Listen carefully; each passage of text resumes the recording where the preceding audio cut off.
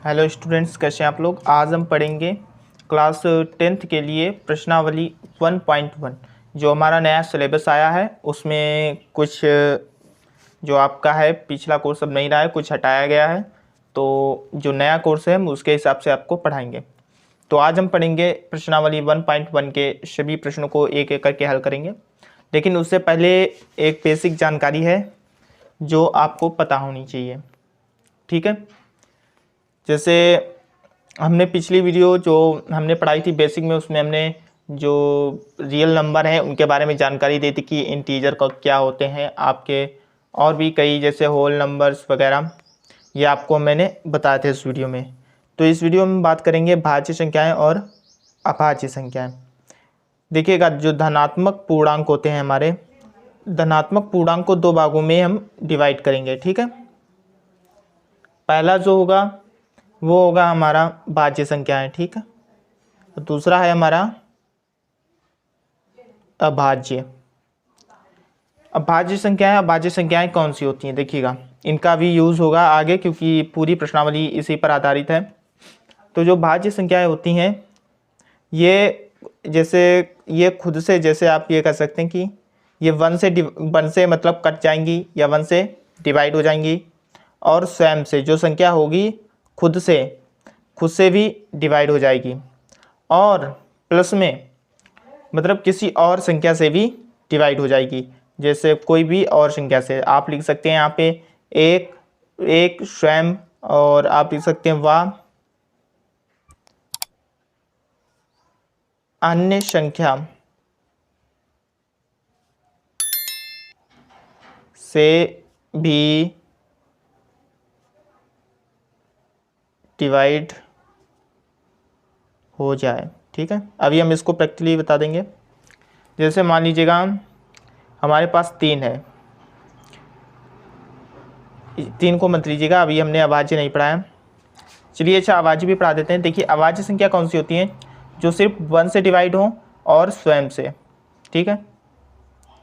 वे संख्याएं जो सिर्फ 1 से और स्वयं से डिवाइड हो वो अभाज्य होंगी। देखिएगा यहाँ पे अगर हमने 3 लिया, जो ये 3 है ये 1 से डिवाइड हो जाएगा, ठीक है। 1 से डिवाइड हो जाएगा, कोई फर्क नहीं पड़ेगा संख्या पे। और इस 3 को हम 3 से भी डिवाइड कर सकते हैं।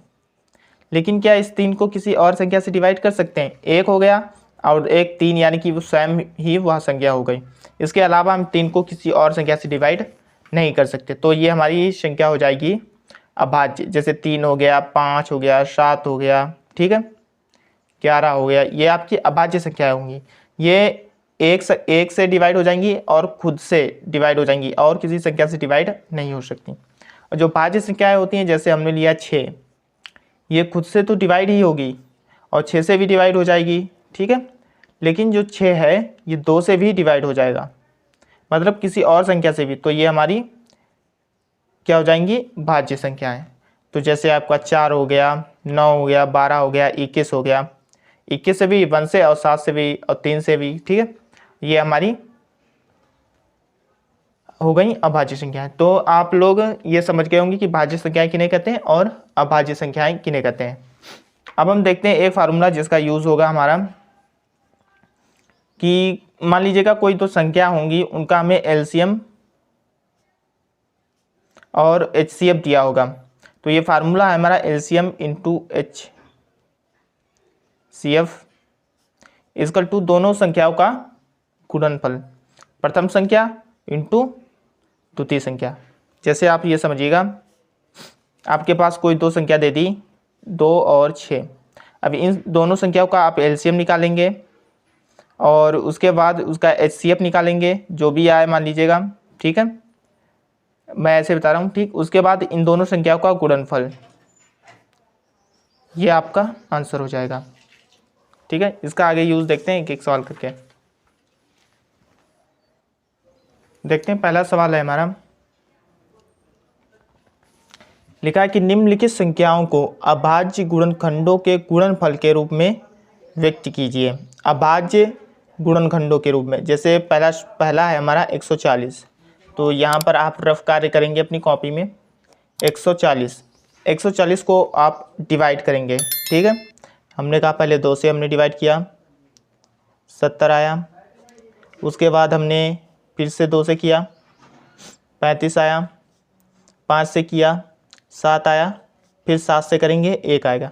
मतलब आपको अभाज्य संख्याओं से ही इसको काटना है, ठीक है, डिवाइड करना है। तो यहाँ पे आप लिखेंगे 140 इक्वल टू, अब जो भी हमारा आया है इधर जो रफ कार्य किया है हम इसको लिख सकते हैं यहाँ पे, जैसे 2 गुणे 2 इंटू 5 इंटू 7, ठीक है।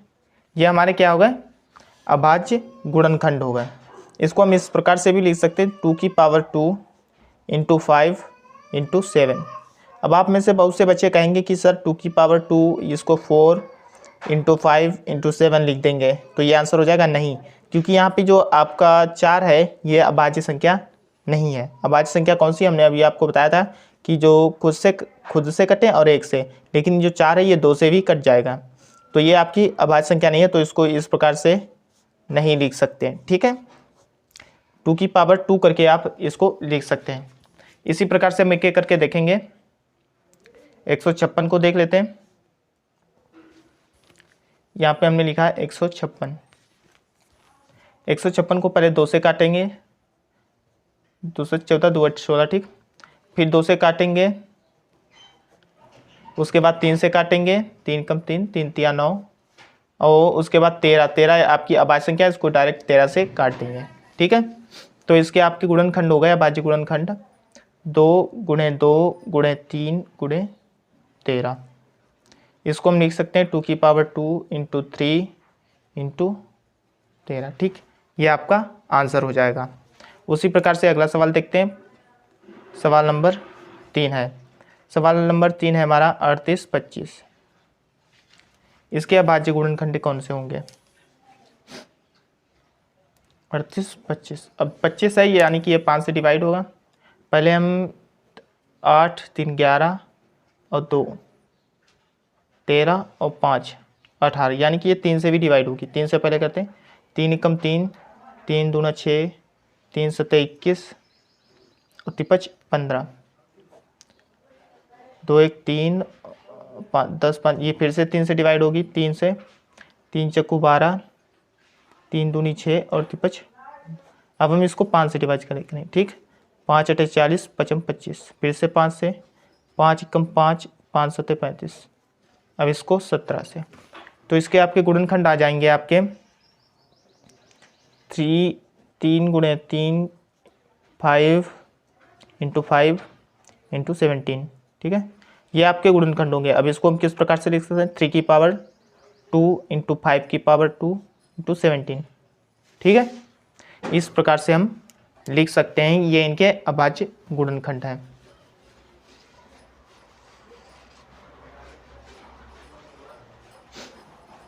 अगला देखते हैं प्रश्न नंबर 4। प्रश्न नंबर 4 है हमारा 505। अब 505 को हम 5005 को डिवाइड करेंगे। यहाँ पर पहले हम 5 से करेंगे, 5 5। अब इसको हम डिवाइड करेंगे, अब इसको डिवाइड करेंगे हम, किससे डिवाइड होगा? 7 से करके देखते हैं। 7 एकम 7 7 चौक 28 और 2 7 21, ठीक। 7 से डिवाइड हो गया।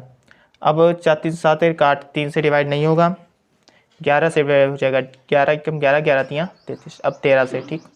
तो ये इसके अभाज्य गुणनखंड हो गए। कौन कौन से?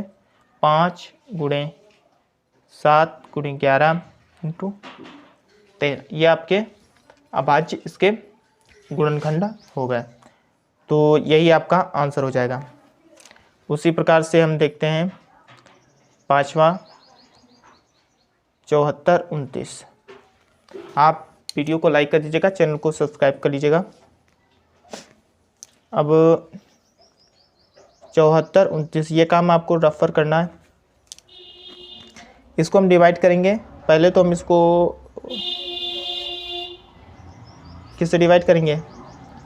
9 2 11 और 4 15 और 5 20, 3 से नहीं कट रहा है, 5 से भी नहीं कटेगा, 17 से कट जाएगा, ठीक है।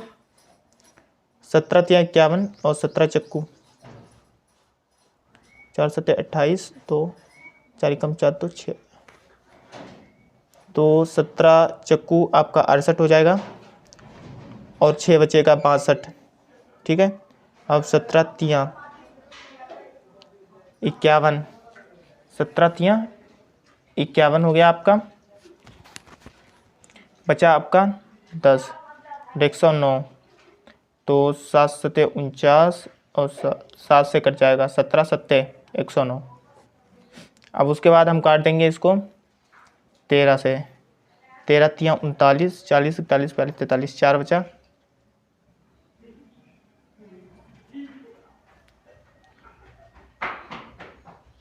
तेरह से नहीं कटेगा ये, इसको 19 से काटते हैं।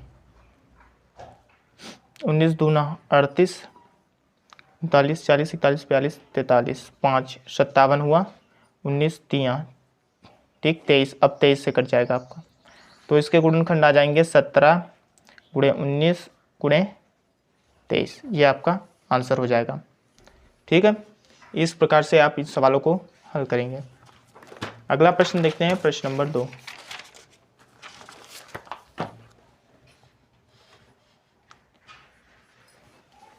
प्रश्न नंबर 2 है, पूर्णांकों के निम्नलिखित युग्मों के HCF और LCM ज्ञात कीजिए तथा इसकी जांच कीजिए कि दो संख्याओं का गुणनफल इक्वल टू होगा आपका HCF इंटू LCM, मतलब HCF और LCM का गुणनफल उन दोनों संख्याओं के गुणनफल के बराबर होगा, ये कह रहा है।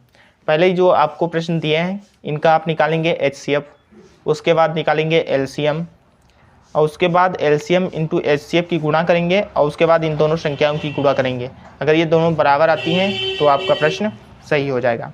ठीक है, तो चलिए पहला सवाल देखते हैं। आपको बता देंगे LCM HCF आप कैसे निकालेंगे। पहला प्रश्न है हमारा 26 और इधर यहाँ पर लिख देंगे हम 91। ठीक है, पहले तो इनके अभाज्य गुणनखंड निकालेंगे। 26 के अभाज्य गुणनखंड देखते हैं, 2 से काटेंगे 13 आएगा और 13, तो इसको हम लिखेंगे 2 गुणे 13। उसके बाद 91, 13 से काटेंगे, उसके बाद 7 से, यानी कि 13 इंटू 7। अब देखिएगा HCF क्या होता है। HCF आपको जो दोनों में कॉमन जो मिलेगा वो आपका होगा HCF। यहाँ पे दोनों में कॉमन क्या मिल रहा है हमको, 13 मिल रहा है, तो आपका HCF हो जाएगा 13। ठीक है, आपका HCF 13 हो जाएगा। अब LCM क्या होता है, जो भी संख्या इसमें दी होंगी हर एक संख्या को एक एक बार। ठीक है, जैसे पहले 2 मिला में 2 लिया, उसके बाद 13 और नीचे आएंगे। अब 13 तो हम ले चुके हैं यहाँ ऊपर ही, तो नीचे वाला 13 नहीं लेंगे, उसके बाद हम लेंगे 7, तो ये हमारा हो जाएगा LCM। ठीक है,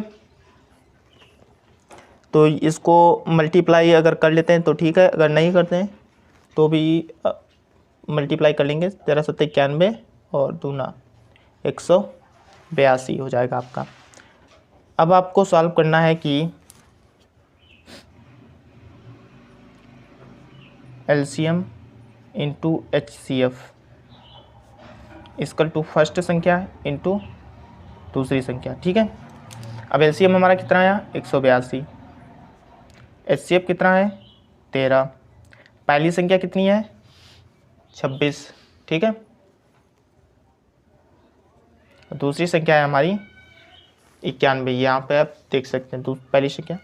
पहले LCM HCF LCM निकाल लेंगे आप लोग, उसके बाद पहली संख्या और दूसरी संख्या का मल्टीप्लाई करेंगे।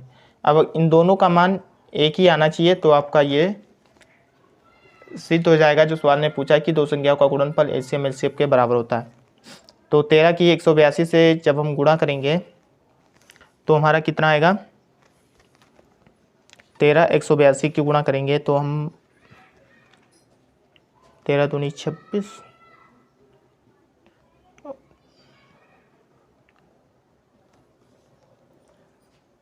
23 66 आ जाएगा। यहाँ पे भी जब आप 26 की 91 से गुणा करेंगे तो भी आपका 23 66 आ जाएगा। अब यहाँ पर आप लिख सकते हैं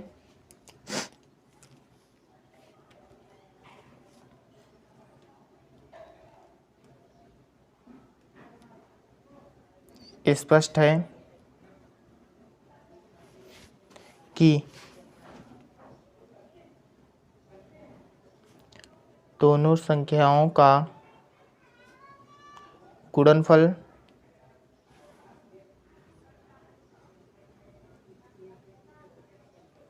एलसीएम व एचसीएफ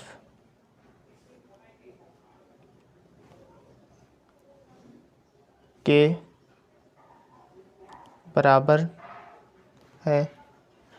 यहाँ पे लिख देंगे एलसीएम इंटू एचसीएफ। ठीक है, एक बार फिर से हम इसको रिपीट कर देते हैं। सबसे पहले आप निकालेंगे इनका अभाज्य गुणनखंड। 26 को हम जब डिवाइड करेंगे तो हमको 2 इंटू 13 आप इसको लिख सकते हैं, 2 इंटू 13।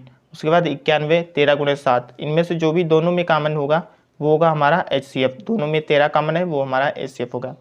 उसके बाद एलसीएम देखेंगे। एलसीएम हमारा होता है जो हमारा इन दोनों संख्याओं के जो हमने गुणनखंड किए हैं, इन दोनों में जो भी संख्या है उसको हम एक एक बार लेंगे।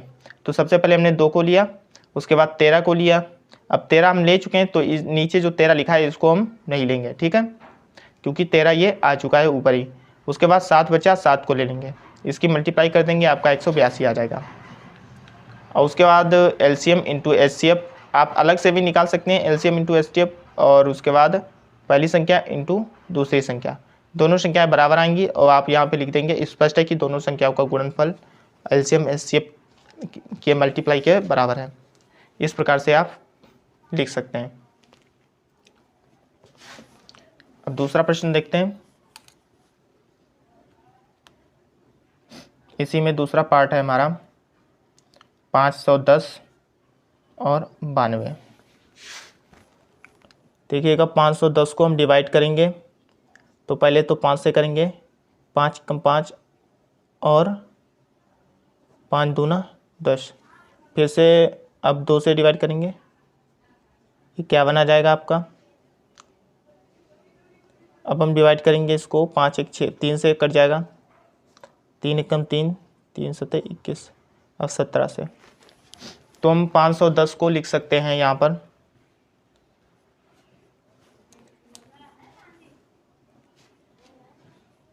5 गुणे 2 गुणे 3 गुणे 17।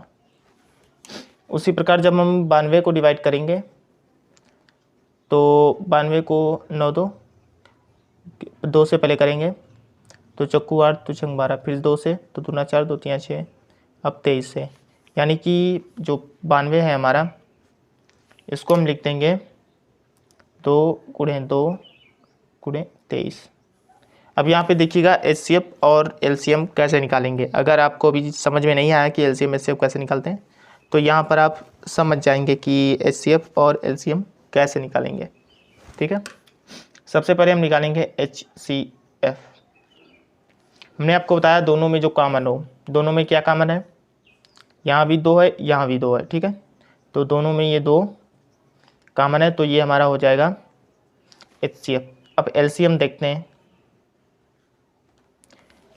एलसीएम में सबसे पहले हम 5 लेंगे, फिर हम लेंगे 2, उसके बाद 3 लिया हमने, उसके बाद लिया 17। अब नीचे आते हैं, नीचे ये 1 2 ले चुके हैं, अब बचा ये वाला 2, अब इसको भी लेंगे हम। ठीक है, अब 2 2 हो गए, इसमें 2 आ गया और ये वाला 1 भी इसमें आ गया। उसके बाद बचा 23। इसकी जब आप मल्टीप्लाई करेंगे, आप कैलकुलेटर से कर लेना, तो इसकी जब आप मल्टीप्लाई करेंगे तो आपकी मल्टीप्लाई आएगी 23 460। ठीक है, इसकी मल्टीप्लाई कर लेना आप, 23 460 इसकी मल्टीप्लाई आएगी।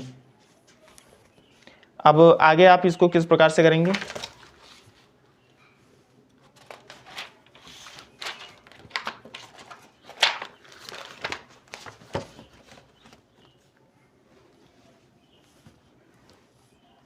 आगे आप लिखेंगे यहाँ पर HCF इंटू एलसीएम। HCF मेरा कितना था, 2 था। एलसीएम कितना था 23,460, 23,460। इसकी जब हम मल्टीप्लाई करेंगे 2 से तो देखना है यहाँ पे 0 2 की 6 से करेंगे तो 12, 1 लगा तो चौको 8, 1 9, तो 3 6 और 2 दूना 4, 46,920 आपकी ये आएगा। ठीक है, उसके बाद हम लिखेंगे यहाँ पर प्रथम संख्या इंटू द्वितीय संख्या।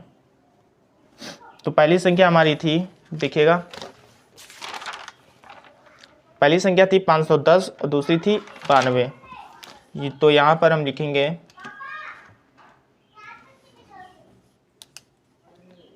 510 इंटू 92। इसकी जब मल्टीप्लाई करेंगे तो यही आएगा, तो डायरेक्ट हम इसी को लिख दे रहे हैं 46,920। यहाँ पे आप लिख देंगे,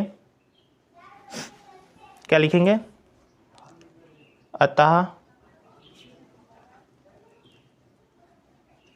स्पष्ट है कि दोनों संख्याओं का गुणनफल बराबर है एलसीएम इंटू HCF के।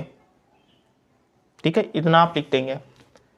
तो आगे के जो प्रश्न है, प्रश्न नंबर 3 से लेकर आगे के प्रश्न नंबर 3 से 7 तक, आगे 4 प्रश्न और हैं, उनको हम अगली वीडियो में बताएंगे क्योंकि ये वीडियो ऑलरेडी लंबी हो चुकी है।